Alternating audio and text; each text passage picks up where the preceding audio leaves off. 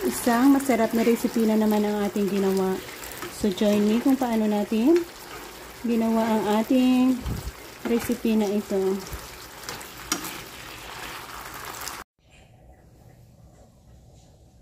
Simpleng ingredients at simpleng pamamaraan na naman ang ating gustong ibahagi dito sa inyo sa araw na ito. So join me guys, ito na ang ating mga sangkap. Meron tayong 3 pirasong patatas, 1 pirasong carrots, 2 slice ng karninang baboy, onion at garlic. Yan ang mga ingredients na ating napreparar para sa ating recipe gustong ibahagi na naman sa inyo. Sa karninang baboy natin, slice natin yan sa sizes na maliliit din.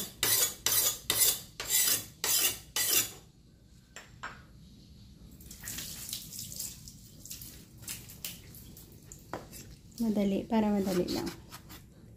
So, ganyan natin slice.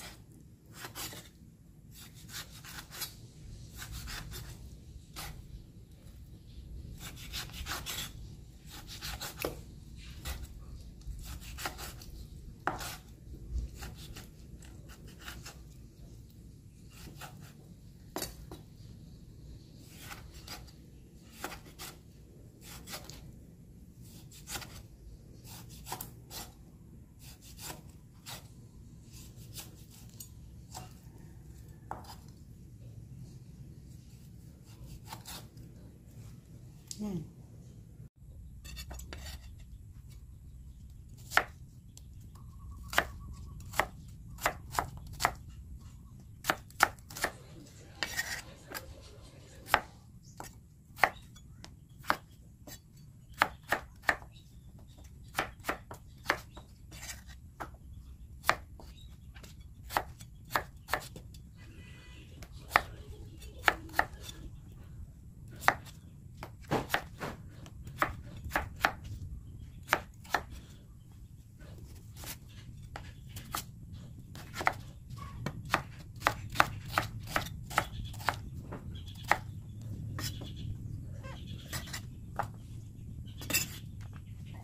So yan, isang plate ng mga ingredients ang ating nagawa dito. So ready to cook na tayo.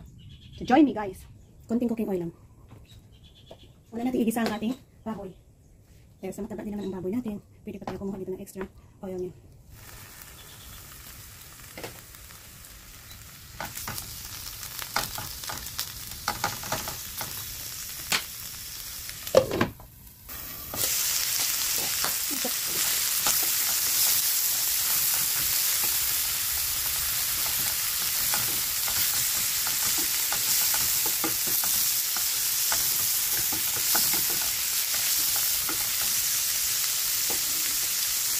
Yan natin ang garlic at onion.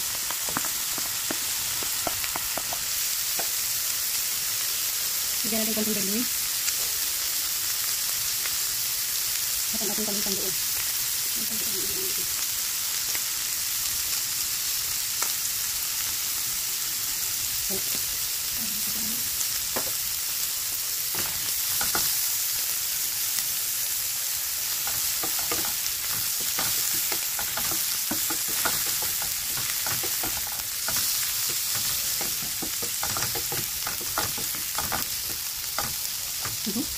Pagkakabit natin.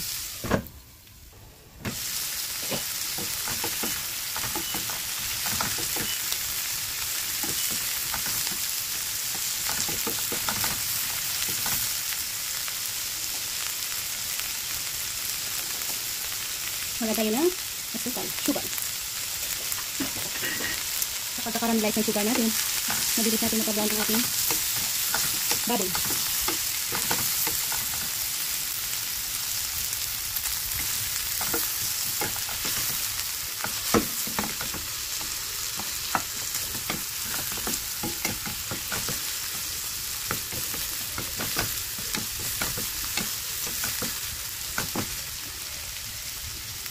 Wala tayo ng soy sauce.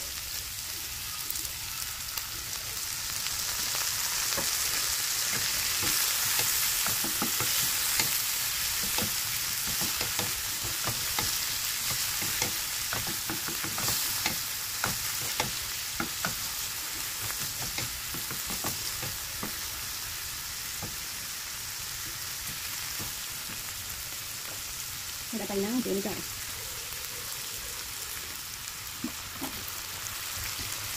Sabi na natin saglit. Yan, few minutes. Namoy na natin ang ating vinegar. Yan tayo mag-add ng ating tubig para sa pagpapalambot yan. Yan, palambutin natin yan.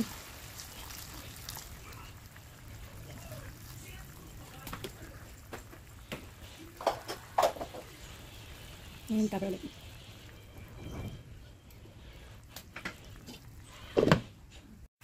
Yan, nandito na tayo sa saktong lambot ng ating baboy. Pwede na natin i-add ang ating carrots at patatas. Okay.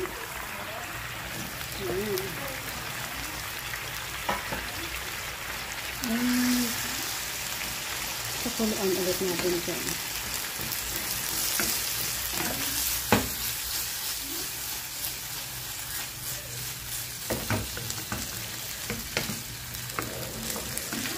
May konti ang kanyang sabaw, mag-a-add tayo ng another tubig.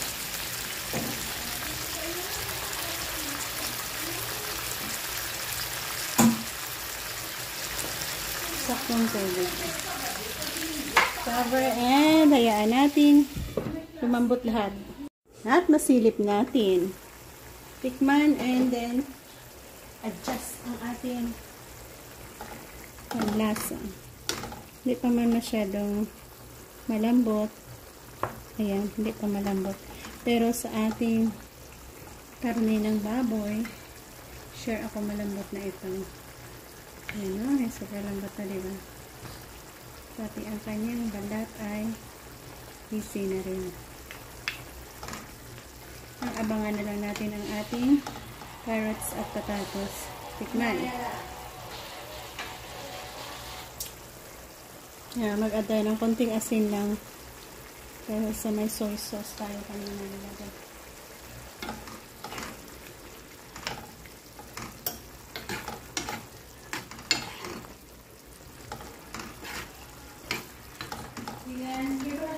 So, ayan guys, napalambot na natin ang husto. At, ayan, sa carrots natin, malambot na. Ayan. Natin. Sa patatas natin, yan, saktong lambot. Sa carrots natin, saktong lambot na rin. So, dito na tayo mag-ahan. So, thank you again for joining me. Nagkaroon na naman tayo ng masarap na recipe dito. Bye-bye, God bless, and happy eating. Maraming salamat ulit. Isang masarap na recipe na naman ang ating ginawa.